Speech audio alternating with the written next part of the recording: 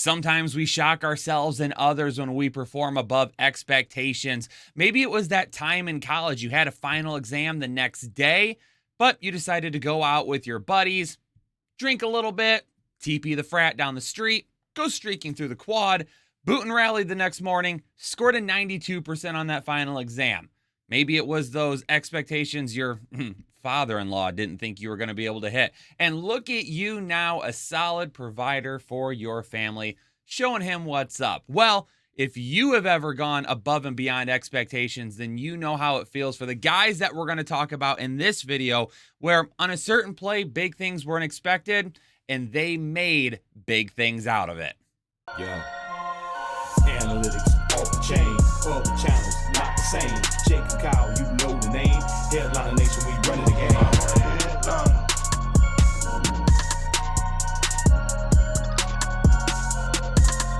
I'm a headliner.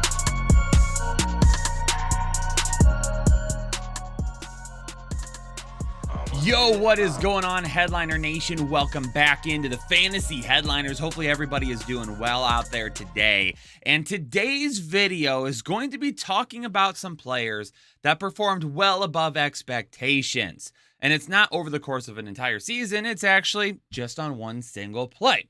Because while I was over on NFL Next Gen Stats, and this is something they've had on there before, they've got a statistics called Incredible Yards After the Catch. And really what this statistic does is it takes a look at some of their proprietary technology that they have where they track football data, and they take a look at certain plays throughout the year, and they look at, hey, how many yards did this guy get after the catch? But based on previous data collected, how many yards was he only expected to get, and what was the difference? Very cool statistic, because if you've been a fan of this channel, if you've watched videos I've done in the past, you know that I'm a big fan of looking at things that shows us the upside. How can we find the upside for certain players? So we're going to talk about some guys today that had some of the biggest upside plays in all of the NFL last year. Is that something that continues to translate into 2022? Why or why not? But not only that, y'all need to remember, it's almost draft guide season, baby. That's right. We are closing in on the release of our draft guide. And right now, if you pre-order your draft guide at the link down below, thefantasyheadliners.com, you're going to have an opportunity to win some awesome stuff from Pristine Auction. If you missed Jake's video yesterday, you took a look at like everything. We posted it on Twitter. We've got a Justin Herbert signed helmet, Deebo Samuel signed helmet. We've got tons of jerseys, footballs, anything that you can think of. We're going to be giving away some of that stuff for those of you that pre-order your draft guide. So if you head to thefantasyheadliners.com and pre-order your draft guide right now, make sure that you have an account set up at Pristine Auction. So head to Pristine Auction, make sure that you create a free account, use code word headliners. And when you do that, you're going to get a $10 coupon right away. So if you want to buy anything from the website, do that. But then also you're going to have an opportunity coming up here shortly, if you pre-order your draft guide, to win some of that awesome stuff. So make sure you check out Jake's video yesterday. Make sure you pre-order your guide, set up your account at Pristine Auction. And if you want to see everything that we've got, you can check it out on Twitter as well at Jake or at my Twitter handle, because we put it out there yesterday. But enough of all the fluff. We got to get into it, all right? We got to talk about incredible yards after the catch. And the first guy that showed up doesn't surprise me whatsoever. It's Deebo Samuel. Because if you remember last year, ladies and gentlemen, I talked about his ability to do this in the preseason. That is right. I did a preseason video called Bounce Back or Bust, and it was about Deebo Samuel. And I talked about his ability to make plays after the catch, where they really utilized him, and why that made him such a dangerous player. And I told everybody, bounce back is absolutely in the cards. It's going to happen. He is a guy that I want to get a hold of this year. Big season for Deebo Samuel. So if you take a look at what he had here, his top play of the season in incredible yards after the catch was an 83-yard touchdown reception that came on 3rd and 19 in the third quarter. Woo! Against Chicago. It was a short pass to the left. On that play, his expected yards after the catch was only 9. His expected yards after the catch was only 9, and he turned it in to an 87-yard play. Okay? Actually, technically, he went for 87 yards. The play only registered as 83 yards because it was a pass that was behind the line of scrimmage. So it was an 83-yard reception, but he had 87 yards after the catch because it was a play behind the line of scrimmage. That was something that I talked about last year, ladies and gentlemen, are those little screens, those little passes, swing passes out to the outside that Deebo can get the ball in his hands and then absolutely turn it into a game-changing play. And that's what he did time and time again last year. But his biggest one was this one right here. Swing pass out of the backfield, was only expected to pick up 9 yards on the play. Ended up going for 87 yards after the catch, 78 yards above what his expected yards after the catch was supposed to be for an 83-yard touchdown. Is that something Deebo Samuel will keep up in 2022? I sure hope so, because that's where he's best.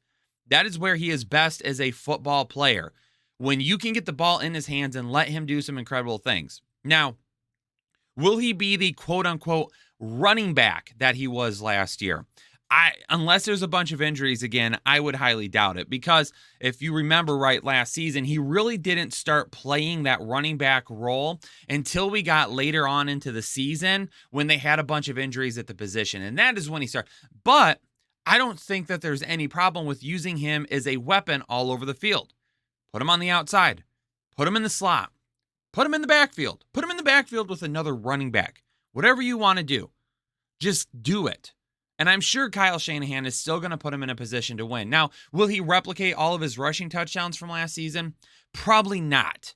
That's going to be a hard task for him to keep up. The most rushing touchdowns ever in a season by a wide receiver. NFL history there.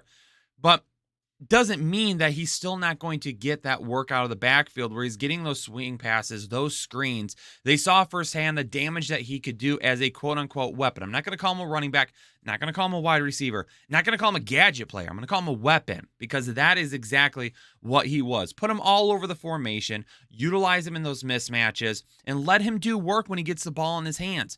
That is where Deebo Samuel is going to be the best. So for me, I still believe we're going to see some of these big plays from Deebo this coming year, especially if George Kittle can stay healthy and Brandon Ayuk is out there and not in the doghouse for half the season, whether or not he actually deserved it.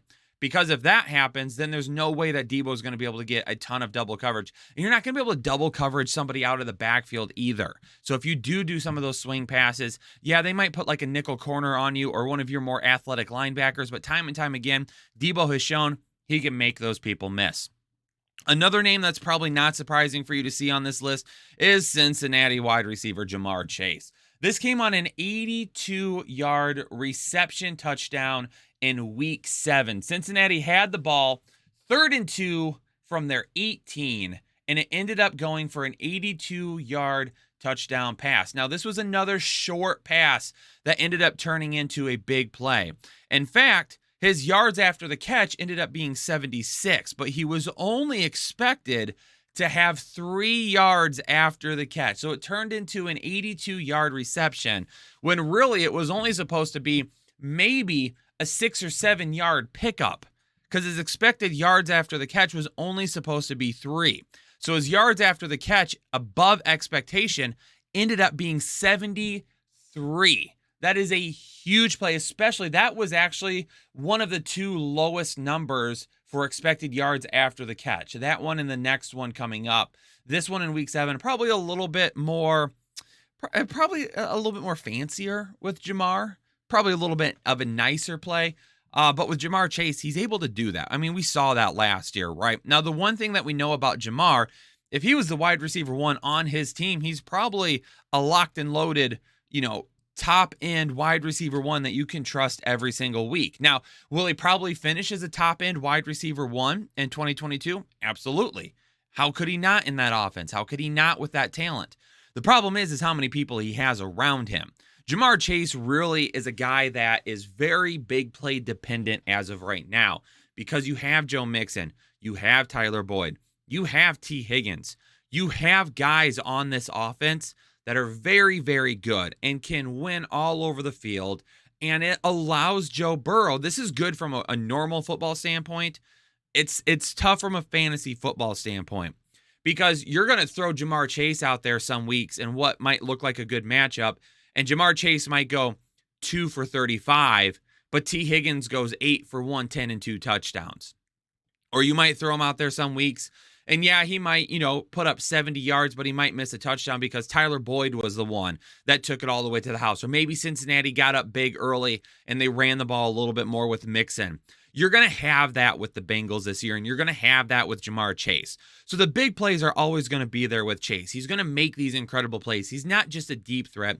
He's not just a guy that can stretch the field. Jamar Chase is very much so like a Devontae Adams that can win all over the field, that can be a good route runner, that can get good releases. He's an elite wide receiver. He does all of those things well. So it's not just about, hey, this is a guy that's going to make these huge plays time and time again down the field. No, hopefully Cincinnati this year utilizes him again all over the route tree and allows him to win some of those close routes with his release and turn out big plays like we saw here. Again, short pass to the left side of the field. He was only expected to pick up a few yards, 3 yards after the catch, and he takes that ball 82 yards to the house. That's how special Jamar Chase is. That's how special he's going to continue to be. And you're going to get big plays out of him, and you're going to have big weeks, but there will be weeks where you look at it and you're like, oh man, I really needed Chase to ball out this week. Number 3 is a name that you probably wouldn't expect to be on this list. It's Deontay Harris from the New Orleans Saints. Last season, week 13, it was a short pass over the middle from Taysom Hill, 2nd and 10 from the New Orleans 30-yard line. He ends up taking it 70 yards to the house. Now, again, this was another play, just like the Jamar Chase one, where it was supposed to be just a few yard pickup over the middle of the field. And like I just said, it was a short middle. It was over the middle to Deontay Harris. So more than likely, he probably had a cornerback on him somewhere, and he was probably in the middle of linebackers, and there was another cornerback over on the other side of the field. I'm going to assume it was some sort of a crossing route. I don't know the exact play, all right? But he picked up 5 yards on the pass itself. And then he ended up going 65 yards after the catch for a 70-yard reception. Expected yards after the catch, 3. He caught this thing in traffic, a lot of traffic. And he ended up going 62 yards after the catch above expectation. Deontay Harris last year was a big play guy. Deontay Harris last year was a guy that at times was making those huge plays down the field. It was tough with the Saints last year, and I remember on the waiver wire show, I remember on Sunday morning and Saturday night when we were talking, Q&A and start and sit questions with Deontay Harris's name came up a lot last year, and people were like, "Oh yeah, we've got to, do we start Deontay Harris? Do we put him here? Do we put him there?" And I got it because you were getting some big plays from Deontay Harris. You were getting some big plays from him, but that's not going to happen this year. That's not going to happen. Deontay Harris's name is not going to come up in the equation this year. It's just not going to happen. So unfortunately, for those of you that maybe play in dynasty leagues or something and we're looking to hold on to Deontay Harris, yeah, you're not going to have to worry about it much longer. So for Deontay Harris, we saw some big plays last year. We saw some big things out of him, but it's not going to happen this year, ladies and gentlemen. So let's move on to another guy that we're going to be taking a look at. And maybe this one does surprise you a little bit. Maybe it doesn't. Old Jonathan Taylor from the Indianapolis Colts, the running back one last season, showing up on some of the top plays from last year on a 76-yard reception touchdown that came in week 5, 3rd and 15 from the Indianapolis 24. He was only expected to pick up 20 yards on this play. He ended up taking it 76 yards, he was only expected to pick up 20 yards after the catch on this play. He ended up going for 81 yards after the catch. So again, this was another pass that was behind the line of scrimmage. So first off, Indianapolis Colts. It's 3rd and 15 from your 24, and you're throwing the ball that far behind your line of scrimmage. I mean, this was not a good play call. This was not a good choice from Carson Wentz if he's the one that made the decision. Jonathan Taylor really bailed them out here. Short pass behind the line of scrimmage, ended up going for 76 yards, but he picked up 81 yards after the catch. Above average or above expectations was 61 yards for Jonathan Taylor. The thing about Jonathan Taylor for me this season, is he the running back one in football? Heck yeah, he is. You're not drafting anybody over Jonathan Taylor. It's not happening. You're not going to do that. I get it. But is he going to get all the passing work? Because I'd love to see it. But to expect him to get 400 touches year after year after year is probably a little bit much to just hope for, right? We've still got Nyheim Hines there. They also brought in Phillip Lindsay as well this offseason too to help out. A big waiver wire guy last year that a lot of people were excited about, Tyson Williams from Baltimore. They also brought him in. But Nyheim Hines, maybe he gets more work in the slot. Maybe he gets more work out wide. Maybe Jonathan Taylor does get as much work in the passing game this year as he did last year. I'm not against it. But again, if we're going to be giving him all the carries that he got last year and expecting him to stay healthy while also trying to include him in much of the passing game as possible, I don't know if that's going to happen. Love me some Jonathan Taylor. Dude is an absolute animal. And if he was a guy that was being utilized like we saw Ezekiel Elliott earlier in his career, right? Where he was getting tons of carries on the ground and he was getting those targets through the air, that would be perfect.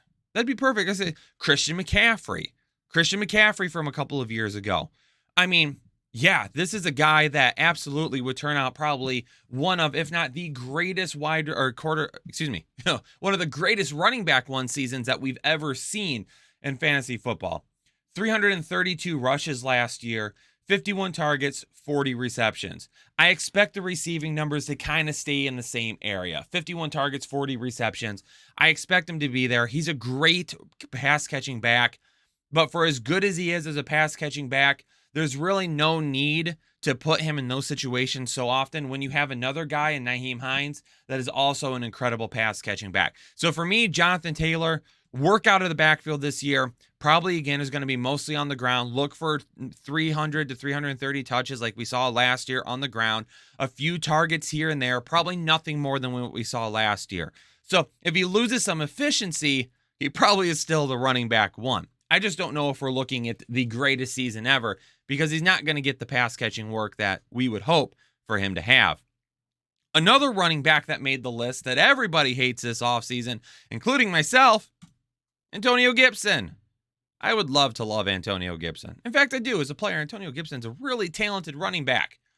But Riverboat Ron there in Washington doesn't seem to be as fancy on utilizing him as maybe another coach would be, which is too bad. Because when you look at the efficiency numbers, he's pretty darn good. If you gave him the volume, Antonio Gibson would be locked in as a running back one. It would absolutely happen. I keep trying to say wide receiver one because we're talking about receiving plays. My bad. This came in week 3 last season. Washington's ball, 2nd and 8 from their 27-yard line in the second quarter. Henneke with a little short pass to the right to Antonio Gibson for 73 yards. Again, another pass behind the line of scrimmage for these running backs. I love that. I love a running back that can take a ball in the backfield and bust it open for a huge play. In fact, Antonio Gibson on this play was only expected to pick up 18 yards after the catch. He went for 78 yards after the catch, 60 yards above expectations. Ended up being a 73-yard play total, 78 yards after the catch. Again, that means that he caught the ball behind the line of scrimmage and ended up taking it all the way to the house for a big-time touchdown. Again, I love Antonio Gibson. I think he is a solid player, but it is very unfortunate that he has been put in this position. In fact, when you take a look at Antonio Gibson, decent volume on the ground, and then he actually didn't do too bad last year in yards after contact and receiving yards after the catch. And this play right here is an example of what he can do as a pass catcher. And when you take a look at my dynamic running back rating, which is exclusive to the Fantasy Headliners draft guide, you'll see that his yards after catch and his yards after contact and his receiving yards after the catch were both some of the top numbers in the league last year. He was very good at doing both of those things. He is a dynamic playmaker. So getting a big play like this doesn't surprise me whatsoever. But again, Riverboat Ron doesn't seem too keen on making him that type of a running back. Now, I don't want to argue with Riverboat Ron too much. I like him. I like Ron. He's a good coach. He is. He really is. But they have J.D. McKissick, right? They have J.D. McKissick there. They drafted Brian Robinson. Both of those guys are going to see time this year. I mean, we know with Antonio Gibson that in the past, guys have been a thorn in our side when watching them get out there on the field and just continuously get touch after touch after touch after touch after touch, especially in the passing game. So Antonio Gibson probably going to be limited to touches on the ground this year. J.D. McKissick will get a lot of those, a lot of those plays out of the backfield in terms of pass catching. Now, Antonio Gibson's best chance for those are going to be some design plays that they have set up specifically for Antonio Gibson. The worst thing that could happen to Antonio Gibson this year from a fantasy standpoint is to watch Washington get down early and really be in pass playing mode the entire game. Because if they're going to be in verified passing situations, J.D. McKissick is going to be out there more times than not. And that's really going to hurt Antonio Gibson. So if Washington can stay even in the games, get themselves ahead, Antonio Gibson's going to be on the field more. Hopefully they can get him some design plays out of the backfield as a pass catcher, and that's going to help him out.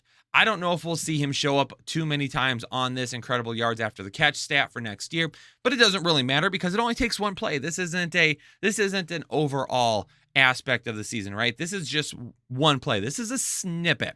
But this is a cool stat because it shows you some of those top playmakers that are able to take those big plays or those small plays, and turn them into big plays. It shows us dynamic playmakers. And like I mentioned at the top of the video, if you have watched this channel, you know how I love to try and find those numbers, how I love and try and find those stats that show me where are those big playmakers, who has the highest potential to get me fantasy points on any single touch. And these guys last year were some of the best at it. So hopefully you enjoyed this video, another stat breakdown video from me. Let me know in the comments below. Are any of you going to be investing in these guys? Well, obviously we're going to be investing in Deebo and Jamar Chase and Jonathan Taylor. Let me know. Who is the one guy that you would want? Jonathan Taylor, Jamar Chase, or Deebo Samuel? And where would you draft? Where would you realistically think that you could get them? Jonathan Taylor, you're probably going to have the first number one overall pick. But where can you get Chase and Samuel? Let me know down in the comments below where you think you'll end up getting them. Make sure you subscribe. If you're new here to the Fantasy, lots of new subscribers as of recently, and we're seeing some really good comments down in our videos right now where people are saying, hey, first time on the channel, absolutely love what you guys are doing. New subscriber here. We appreciate you. Also, if you're new, make sure you hit that subscribe button and stick around. And also, leave a like on the video. Hit that little thumbs up for me right down below, ladies and gentlemen. Likes go a long way. It's free, it's easy to do, and it really helps out the video. So hit that like button for me. But I'm going to get out of here. Hopefully you all enjoyed the video. Stay safe. Stay healthy. I'll catch you all in the next episode of the Fantasy Headliners. Analytics off the chain, other channels not the same. Jake and Kyle, you know the name. Headliner Nation, we running the game. Y'all stuck on third down. Your content's plain Jane. Headliners on top now.